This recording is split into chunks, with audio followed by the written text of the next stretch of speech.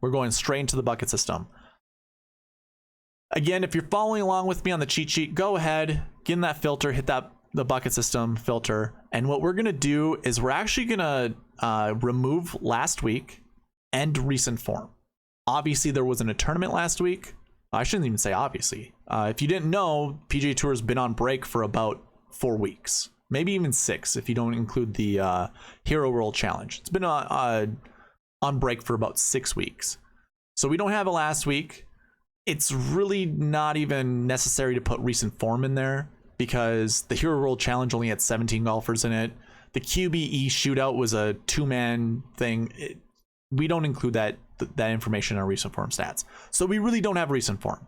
So you can go ahead, X that out as well. We're not going to have stats for them anyways. I didn't even include them. So we're really only going to be looking at your last year, your course history, salary, and strokes gained buckets. And again, if you're unfamiliar with the bucket system, there is a link in the description below.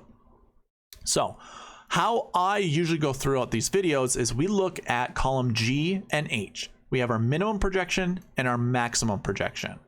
There are rules that come with this, and I'll go over them once we get there. But since this is a limited field event, we really only have 3 buckets to look at in the last year and course history bucket.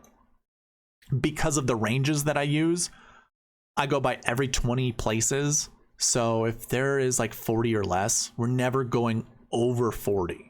We'll never get into the last year 3 bucket, the last year 4, or the last year 5. Likewise, we're most likely not going to be talking about course history 3, 4, or 5. Now, if there's a withdraw, I usually include that into this bucket here, the course history 5 bucket. So there is a chance if there is a withdraw that a golfer can find themselves in one of these buckets moving forward.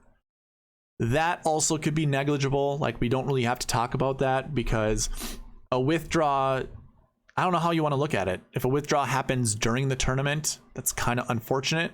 But if a withdrawal happens before the beginning of the tournament, most likely you're not going to play that golfer and it's not going to harm you. I want to record it when it harms you, where you're playing a golfer and then they just withdraw, because I think that's valuable information that we should consider. But for the most part, yeah, it's pretty negligible. We don't have to really talk about it. I'm just going to hide some of these columns here. If you're aware of this looking a little bit different, it's because I got a new computer in it. A new computer and new monitors. The monitors are 4K, so it shows resolution a little bit better. I don't know what it's going to look like when I post this to YouTube, so I'll be interested to see what it looks like. I'm going to hide some of this information that's really not necessary. It's more information for myself to look at. This is not included. This information here is not included in the cheat sheet. I think I'll add it eventually, but for the time being, it's kind of like a trial for me, so I don't have it included. All right. What we can do here is when we look at the last year bucket, what I'm going to do is go bucket by bucket. Last year 1, last year 2, last year 6, course history 1, course history 2, and then course history 6. And we'll go golfer by golfer. You can follow along with me on the cheat sheet. So last year 1, when we look at what we the 2 columns I talked about, the minimum and maximum projection, we have 2.66, 4.43. I don't like to round because I just want to show you guys what that information looks like. 2.66 we round down. In this minimum projection bucket, we always round down to the whole number. So 2.66 obviously turns into 2.0 basically. You know what's interesting? I have a desk right here. Oh, you can't see it, but it looks like my elbow is up in the air. I'm trying to figure out how to make this look normal. Updates. At the end of the video, I'll go over all of them. I have pictures to show you. That's a lot of fun stuff. So if it looks weird, it does look weird on the stream. Okay. Anyways, 2.66. That rounds down to 2. 4.43 rounds up. So that goes to 5. I'm telling you, or at least I'm projecting, somewhere between 2 to 5 golfers from the last year 1 bucket finishing inside the top 10 this year, or at this tournament. So keep that in mind. you know, and do with it as you please. It's up to you guys and what you believe or what you don't. That's a pretty conservative number. Considering there's 11 golfers in that bucket and the strength of field for that bucket's pretty large, I think it's like a no-brainer that 2.2 to 5 golfers are going to finish inside the top 10. I do have like a conservative max projection over here. So this kind of like takes into account my sweet spot score for the golfers in these buckets, as well as the strength of field points that goes towards them and the success rate. Whereas these projections don't include the sweet spot score at all. 4.13 still rounds up to 5. So the max projection is still 5. So I think we're going to see probably around 3 or 4 of these golfers for sure. And that's where you probably want to start building your lineups from. Now we go to the last year 2 bucket and we can see that it's 0 to 1.3. That's 0 to 2. We're looking to 0 to 2 golfers in that bucket. You know what? I'm going to rewind because I want to cut these up into segments. So how about this? Let's start back to last year 1s. For the last year 1 bucket, we want somewhere between 2 to 5 golfers from that bucket. That's what I'm projecting to be inside the top 10. And if we go to the cheat sheet, again, you can follow along with me and put a filter on this. Look only at last year 1s. We have a pretty short list. We have 11 golfers in that bucket, and we want somewhere between 2 to 5 to build our lineups around. Personally, for me, it's easy to kind of start with either Jon Rahm and Patrick Cantlay, or Jon Rahm and Xander, or maybe Patrick Cantlay and Xander. You already have your 2 golfers out of the way. From there, determine what fits in your lineup the best. Salaries are pretty high for this bucket, so even if there are 2, let's say there's 5 golfers that finish inside the top 10 from this bucket, it literally could be the top 5 golfers here. You might at most be able to play 3 of them. So keep that in mind. But if by chance you like Hideki Matsuyama, Sung J M, Sam Burns down here, or any of the 8K and below golfers, you could probably put 4 of these golfers in your lineup. But I think it might be capped at 3. So those are your last year 1 bucket. Last year 1 bucket golfers. Looking at last year 2, you want somewhere between 0 to 2. So again, going into the cheat sheet, we look at our last year 2 golfers. We only have 4. So 0 to 2. This to me helps you out from choosing all 4 of the golfers. You just want 2. And it's more likely you're going to have 1 golfer versus 2 golfers that are going to be in the optimal lineup or in the GPP winning lineup. Entirely up to you. I'm really looking at Jordan Spieth here. But remember, Victor Hovland just won the Hero World Challenge. And I believe he won the Mayakoba. I forget what that one's called. The Worldwide Technology. I forget what it's called. It's such a long title. But the one at Mayakoba. He won that tournament as well. So I'm not going to rule out Victor Hovland at this event either. He's a good 8K golfer. So really, I'm looking at these 2 guys.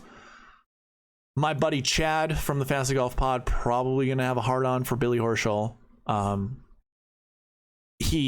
just going to ignore that one. And KH Lee is kind of interesting. So I don't mind KH Lee. Again, 4 golfers in this bucket. You want 0 to 2. You can either ignore it, pick 1, but by most, pick 2. Don't pick 3 or 4. Just pick somewhere between 0 to 2. Moving on to the next one.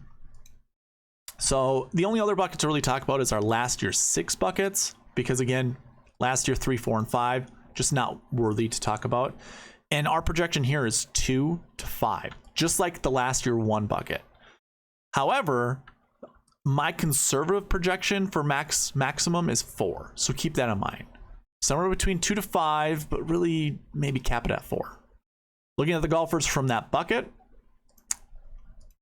Again, follow along with me on the cheat sheet. We have Scottie Scheffler at the top. He is your top price guy, by the way. I don't have an issue starting with Scottie Scheffler. Now, this bucket is a lot larger than the other 2. We have 24 golfers versus 11 in the last year 1 bucket versus 4 in the last year 2 bucket. But remember, we want somewhere between 2 to 5 and really kind of conservatively a max of 4. So depending on how you want to build this lineup, I mean, we got a lot of golfers down here in the 6K range that you could easily fill in your lineup. And when we go over past optimal lineups and past GPP winning lineups, we're probably going to see a bunch of 6K golfers that find their way in those lineups. So we're most likely going to have to select golfers from this range, which kind of helps you out. You might want at least 2 of these guys. And if you do pick 2, remember the projection's somewhere between 2 to 5. So maybe we just only select 1 or 2 golfers in this range. And it might actually help us select our golfers a little bit better. Or a little easier, I should say. Because the last year 1 bucket, you want 2 to 5, and there are only 11 golfers in that bucket. So it might be easier starting there, coming to this one. Or if you like Scotty Scheffler or Matt Fitzpatrick or Will Zalatoris, remember Zalatoris is coming back from an injury, so be cautious there. But yeah, if you like any of these guys, maybe that's your one-off, and then you come down here and pick 1 to 2 golfers to fill in your lineup, and then use the other 2 buckets, the other 2 last year buckets, to fill out your lineup. Probably the best way to go about it. So that wraps up your last year buckets. Let's move on to the course history buckets. And again, we're only looking at course history 1, course history 2, and course history 6. So for your course history 1 buckets, I'm projecting somewhere between 4 to 8 golfers finishing inside the top 10 from that bucket. It's a pretty large one. There are 21 golfers in that bucket. So it seems more like a numbers game, you know, volume driven. And more often than not, our best golfers are in this bucket from tournament to tournament. And with this being a limited field event, pretty easy to get in this bucket. My conservative max projection is 6. Again, remember, we're always rounding down in the minimum projection, always rounding up. So with our minimum or our conservative maximum projection, 6, that's a full lineup on DraftKings. So, or on FanDuel even. You can use this for FanDuel as well. So let's take a look at that bucket. Let's go ahead and select everyone for last year, because we're going to get right into the course history. We have Scotty Scheffler and Jon Rahm, 2 of your top 10K golfers. I think they're the only 10K golfers in the field. I think that's true. But either way, you can start here. I really like Jon Rahm this week, but you could also persuade me to use Scotty Scheffler. I don't think there's an issue. Now, if we want 6 golfers from this, and remember the projections are top 10s, you might not be able to roster everyone because of their salary. So keep that in mind. I always forget to mention that, but if, say, your 6 golfers are your top golfers in this bucket, you can only roster at most 3 of them. Maybe 2 to 3, something like that. You'd want to select from here. I really like Cantlay and Xander this week. It's a no-cut event. That's where Xander thrives. I also really like Jon Rahm because he has a really good course history at this event. Finished 2nd here last year. He's also in that last year 1 bucket that I like. So too is Cantlay. So too is Xander. And so too is Justin Thomas. So like you have a really good selection there of golfers to select or to choose. It's hard. It's going to be hard. But I think I like Jon Rahm the best, followed by Cantlay and Xander. Now you want somewhere between, what was it, 4 to 6? I think I said 2 earlier, but I should have said 4. Somewhere between 4 to 6 golfers from this range. And again, I got to back up because 4 to 6 is the projection. Again, you might not be able to roster everyone. So I guess keep that in mind. But if we're pretending we can roster at least 4 golfers, I might go like Cantlay, Xander. I really like Jordan. Remember, he's in that last year 2 bucket, so it actually works out for us in selecting him. And I really don't mind anyone Corey Connors and down. I'm probably staying away from Billy Horschel. I don't want to play Billy Horschel. I do like Harman. I do like Matsuyama. I also really like Sung J M. But again, if we start with the last year bucket, we want one of these guys up here. And if you select 2 of these golfers, you really can't select 2 golfers in the 8K range. So you really have to make a decision of golfers in the 8K range. So up to you. Again, 4 to 6 golfers, really 4 to 7 that I'm projecting inside the top 10 from this bucket. Do with that as you will. I think you could select 4 golfers from this bucket. I think you can actually select 5 and be pretty good. So keep that in mind. Going to the next bucket, course history 2. we're projecting somewhere between 0 to 1. Now remember, I like to include a 2-point gap because it provides the most accuracy, having a 2-point gap. That doesn't like pinpoint down like an easy projection, because if I were to say 0 to 1, you get to make the decision between either obviously 0 or 1 golfers. If I say 0 to 2, you're going to be like, well, there's only 5 golfers in this bucket, so you're letting me select almost from half of them. But what I've learned with the bucket system, you always want a 2-point gap. If the minimum is 0, you still want to add a little bit of a buffer zone for up to 2. So when we go and look at our course history 2s, we've got Victor Hovland and then 7 and 6Ks. I like this primarily because if you like Victor Hovland, you could select one more golfer. However, it might not be wise. Like if I'm making 10 lineups, I would say in maybe 2 of them, maybe 3 of them, I will select 2 golfers from here. Outside of that, I'm only selecting 1 golfer. So the remaining 7 or 8 lineups that I'm building, I'm only allowing myself to pick 1 golfer from this bucket. Whether that's Hovland, whether that's Wise, Cageley, entirely up to you. Personally, I like Mackenzie Hughes at this event. I really like that 6'9" price tag. It fits well when I'm building lineups because I'm going pretty top heavy. When I first built it out, I started with Rahm, Cantlay, and Xander. So that only leaves you so much salary that you can go from there. Mackenzie Hughes kind of fits that pretty easily. Probably staying away from Ches Reavie. I just don't care to play Ches Reavie. He is one of my lowest ranked golfers in the field. Probably just going to stay away from him. But that wraps up your course history 2 buckets. So the last one to talk about, course history 6. These are golfers that have never played this event, dating all the way back to 2013. So I don't think there's old enough golfers in here who have not played within the last 4 years. I'd say Adam Scott would probably be the oldest golfer in this field. But I believe he's played in this event within the last 4 years. I would guess that to be true. Maybe that's not true. Anyways, you see the minimum is 1 and the max is 2. Remember, there's a 2-point gap we're doing for a buffer. The other rule that goes with this, if this isn't greater than 2, then the minimum automatically becomes 0. I want a 2-point buffer. The reason I don't go up to 3 is because if this bucket was really good and had really good golfers in it, this would already be over 2. But this is more volume driven. There are 13 golfers in this bucket. That is why your minimum's higher, but your max is lower because there's just not a lot of good golfers in this bucket. So let's go ahead. Let's take a look at our course history 6s. And again, we want somewhere between 0 to 2. We have Fitzpatrick, Zalatoris, Cam Young.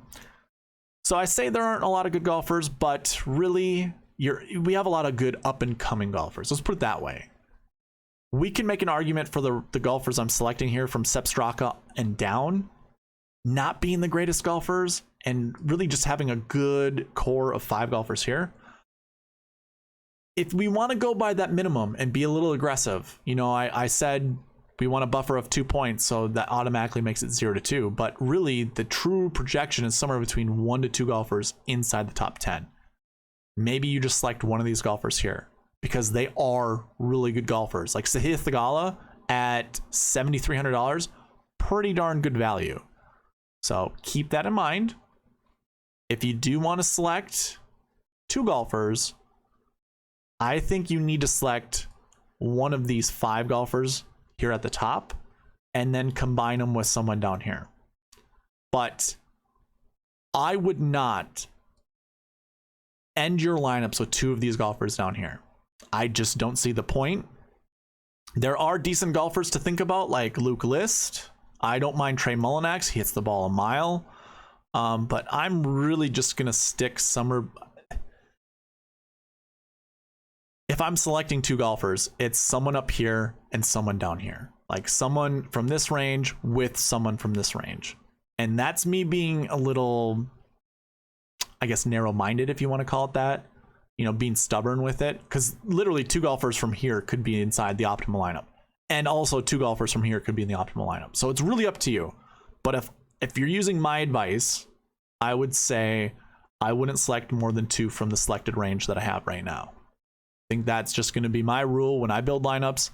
Maybe that's how you find the optimal lineup, and I'm just going to screw myself. So up to you guys. But that is the end of the course history buckets. So let's move on to salary buckets. Let me just include everyone again, clear out those filters. Come down to our summary page, or the bucket system. I include salaries because it's a ranking system. DraftKings does a ranking system based off their own algorithm. Their algorithm's pretty close to my scoring system. We do have a little bit of differences in this week's tournament. Just to show you that, I'll go back to the cheat sheet. You can also see this as well. Here are my rankings over on the left side. You can see Colin Morikawa is my 12th ranked golfer in this field. That's kind of because he had an abysmal 2022 season. Started getting better towards the end, but somewhere in the middle just really didn't play that great. So he kind of suffers because of his poor stat performance from last year. I'm not saying he can't be one of the top 6 golfers in this field, but I think I'd be more comfortable putting like a Finau over him. If Zalatoris was healthy, I'd put him over him kind of easily. And then you can make an argument for some of these guys down here. Sungjae, Burns, Hovland, you know, any of those guys with their track records from last year, I think we could put ahead of Morikawa. So that 12 point placement, or that ranking that I have him, I think is pretty fair. I don't know if I could move him inside the top 10. He could be like my 9th ranked golfer, but I like more golfers in this field than him. You know, that are priced below him than I like him. So anyways, DraftKings has their algorithm. It's based off their salary. This is basically their ranking. Who they think is the best golfer in the field, Scotty Scheffler versus Jon Rahm. Now, you can make the argument that Jon Rahm's probably better than Scotty Scheffler, but teach their own. So with that being said, I've been tracking salaries for the last 4 years at this event. Maybe it's even the last 5 years. I can't remember. And I'm showing you what the likelihood of golfers from this range finishing inside the top 10. Now, the funny thing is that 10K range, we only have 2 golfers in it because Rory backed out. And it's kind of interesting because DraftKings, for whatever reason, only has 2 10K golfers, making the pricing extremely soft this week. Meaning you can actually create more lineups. Because if you think about it, they had it more aggressive pricing. Like, let's say they put Jon Rahm or Scotty Scheffler at 12.8 or 12.7. Well, you can't really put Jon Rahm and Scotty Scheffler together if they were priced in the 12K range, but you certainly can now that they're in the 10K range. So now this opens the door to building lineups with Scotty Scheffler and Jon Rahm together. Where if I think they had the right pricing, I would have said they should have closer to 12. And then, you know, water it down from there. Because well, actually, you know what? I think it makes building easier. This makes building harder because there are more options. Either way, the bucket system with the 10K range, 2 golfers, and my projection of golfers finishing inside the top 10 from this range is 0 to 2. Duh. So it doesn't really help with that. Now, my conservative prediction for the max, I should say, is 2. I think if you start with Scotty or Jon Rahm, you're already set to go. I think that's a good place to start. However, the 9K range, I do have 1 to 3 as my projection. So our minimum is 1. So you want at least 1, but the max is 3. I could easily see 3 golfers from the 9K range finishing inside the top 10.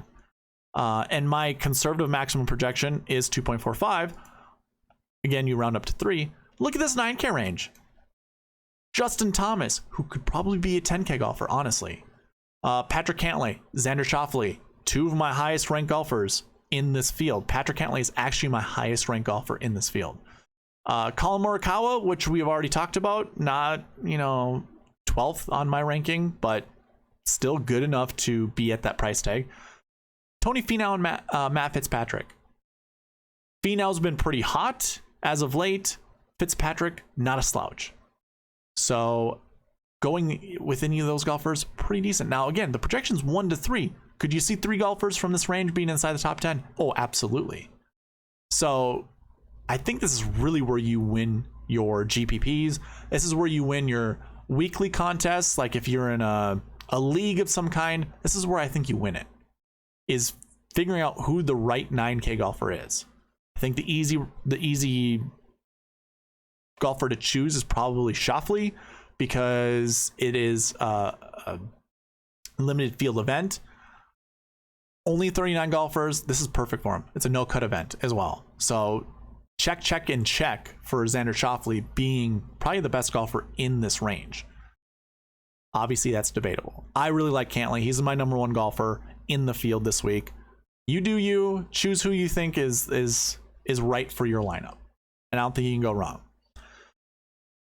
Going to the 8K range. Projection somewhere between 2 to 4.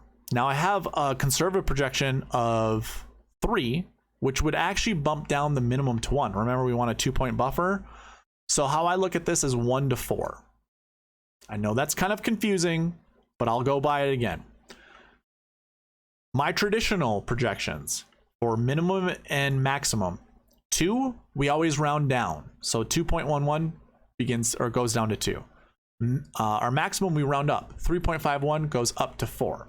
Again, why I don't do those rounding for you is just to show you what those numbers are, so you can do with it however you please.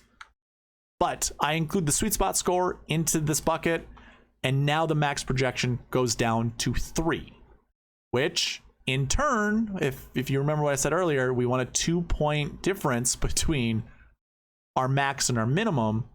That would bring our minimum down to 1. So I'm really projecting this range being 1 to 4. Now, you can do with this whatever you like. This is kind of because it's, the strength of field points are great, but my sweet spot score isn't. It, to me, provides more volatility. So that's why my projection is 1 to 4. If we go into the 7K or the 8K range, we're looking at golfers Will Zalatoris, Cam Young, Tom Kim, Max Homa, Victor Hovland, Sam Burns, Sung J M, Jordan Spieth, Hideki Matsuyama, and Brian Harman. Having a projection from 1 to 4 is actually a wonderful projection because Will Zalatoris is coming back from an injury. We have no idea if he's fully healed. I'm sure he is. That's why he's playing. But he could be fairly rusty. This could just be a tournament to ease him back into things. There's always the argument that golfers aren't going to play in a tournament if they're not ready, which that is very true. So he could be your winning ticket, is putting Will Zalatoris in there, because there is a lot of hesitation you should have rostering Will Zalatoris, unless you hear something like on the Golf Channel, or you hear an interview with him saying he's fully recovered, he feels great, he's playing really good golf. Then yes, obviously this is a great time to get on Will Zalatoris, because he would be technically mispriced if he was kind of, back up to where he was when he won the FedEx St. Jude back during the playoffs. So anyways, be aware of that. Cam Young, great golfer. Tom Kim, great golfer as well. These price tags for all these golfers, very reasonable and very difficult to choose from because they're all really good. So that projection of 1 to 4, I think is a very true. Like, just look at the range. Volatility Express. It's super volatile. Moving on, though, going to the 7K range, we want 0 to 2 golfers. This range during a full field event is usually the best range to select from. This week at this event, not so much. 0 to 2.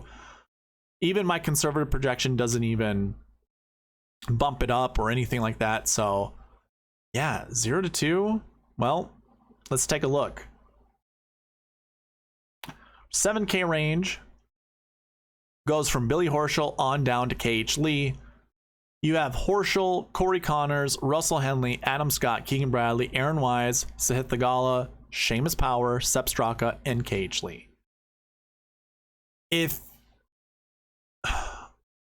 I could make the argument that if you wanted to pit the 7K range versus the 8K range, you might actually have a golfer from the 7K range doing better than the 8K range. because I almost look at this like if we think of if it's just the 8K range versus the 7K range, I literally think of the 8K range as 1A versus the 7K range as 1B. It's not 2A. It's not a 1 and a 2. I think they're very closely rated. And I know that might be a shock to some people. That might be crazy. But Russell Henley is by himself capable of beating these guys up here. Maybe not so much Jordan Spieth or Sung J M, but you know, we've seen some volatility from these guys over the last couple of years. I would definitely think like a Max Homa. If I'm putting like Russell Henley versus Max Homa, I'd do that. I'd do a head-to-head against somebody with these two golfers. Same goes with like Adam Scott. Even if we want to put like Adam Scott versus Tom Kim, I'd probably do that as well. And a lot of these wild cards down here. Keegan Bradley, Aaron Wise. Aaron Wise is a very talented golfer. Figured out his putting woes using the broomstick. I think that's a good choice. Sahith Theegala, very talented golfer. Very hungry. Finished off the fall swing events pretty darn well. And then Seamus Power also finished off the fall swing pretty darn well. I think he finished second at the RSM Classic after winning the week before, if I remember correctly. I might be misremembering, but yeah, it's a great choice. So 0 to 2, that makes it kind of difficult because I almost want at least one of these guys, and I think that helps balance out the lineups. But if you wanted to be conservative yourself, maybe just only select one and go into the 6K range. Get your feet wet in the 6K range. Now, I split the 6K range into two different segments.